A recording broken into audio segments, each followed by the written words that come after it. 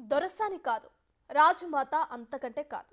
అచ్చం తెలంగాణ మహిళకు నిండైన ప్రతిరూపంగా కొత్త విగ్రహం నమూనా విడుదలైంది. రేవంత్ రెడ్డి ప్రభుత్వం ప్రతిష్టాత్మకంగా తీసుకుని రూపొందించిన తెలంగాణ తల్లి విగ్రహ నమూనా బయటకొచ్చింది. తెలంగాణ సామాన్య మహిళను ప్రతిబింబించేలా రూపాన్ని తీసుకొచ్చారు. ఇంతకీ కొత్త విగ్రహం ప్రత్యేకతలు ఎలా ఉన్నాయి?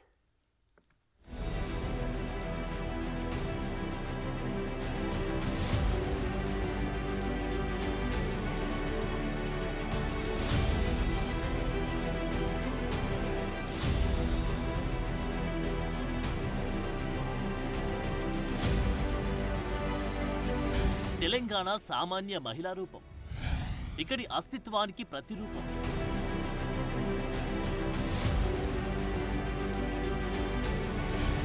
తెలంగాణ సాంప్రదాయానికి అసలైన అర్థం.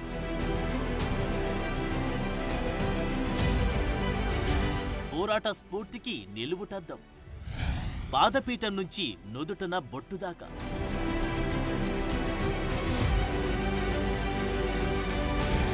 తెలంగాణ సాంప్రదాయపు స్త్రీమూర్తిగా నిండైన విగ్రహం.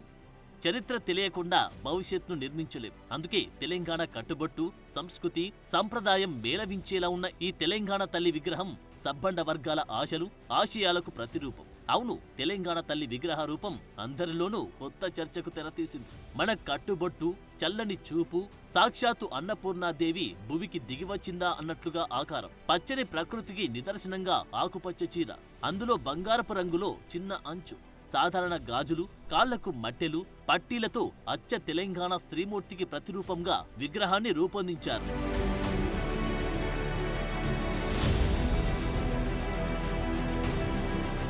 కిరీటం లేదు, పెద్దగా అలంకరణలు లేవు. అయినా సహజత్వం ఉట్టిపడేలా విగ్రహముంది. ఎడమ చేతిలో వరి, జొన్న, సజ్జ, మక్క కంకులున్నాయి. కుడి చేతితో అభయహస్తం చూపుతూ మెరిసిపోతుంది. ఇక తెలంగాణలో సాంప్రదాయ నగ అయిన తీగ, మరో 2 పెద్ద హారాలు, కమ్మలు, ముక్కుపుడక అన్నీ ఉన్నాయి. తెలంగాణ మహిళను పేదరాలిగా చూపుతామంటే ఊరుకోబోమని ఒక దశలో ప్రతిపక్షం విమర్శలు చేసింది. అయితే అచ్చ తెలంగాణ స్త్రీమూర్తికి ప్రతిరూపంగా ఈ విగ్రహాన్ని తీర్చిదిద్దారు. దీంతో విమర్శలకు చెక్ పడినట్లయింది.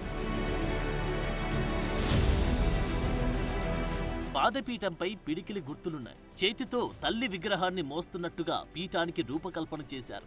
ఇది తెలంగాణ ఉద్యమంలో సబ్బండ వర్గాల భాగస్వామ్యాన్ని, పోరాట స్ఫూర్తిని వ్యక్తపరిచేలా తీర్చిదిద్దారు. అరుదైన పోరాటాల చరిత్ర ఉన్న తెలంగాణలో ఈ విగ్రహం పెద్ద సెంటిమెంట్. ఇది భావోద్వేగాలు ముడిపడిన విషయం.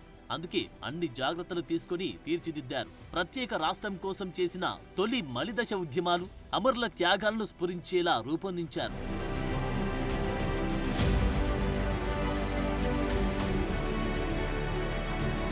రాచరికపు హావభావాల్లేవు.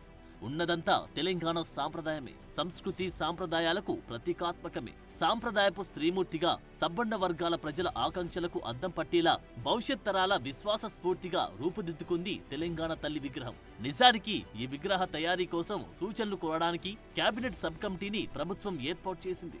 మార్చి 12న డిప్యూటీ సీఎం బట్టి విక్రమార్క అధ్యక్షతన సచివాలయంలో ఉపసంఘం తొలి సమావేశం జరిగింది. ఆనాటి సమావేశంలో ప్రముఖ కళాకారులు, మేధావుల జాబితాను రూపొందించి చిహ్నానికి, విగ్రహానికి సంబంధించిన డిజైన్లను రూపొందించడానికి వీలుగా ఆలోచనలను వివరించాలని అధికారులకు ఆదేశాలు జారీ చేశారు.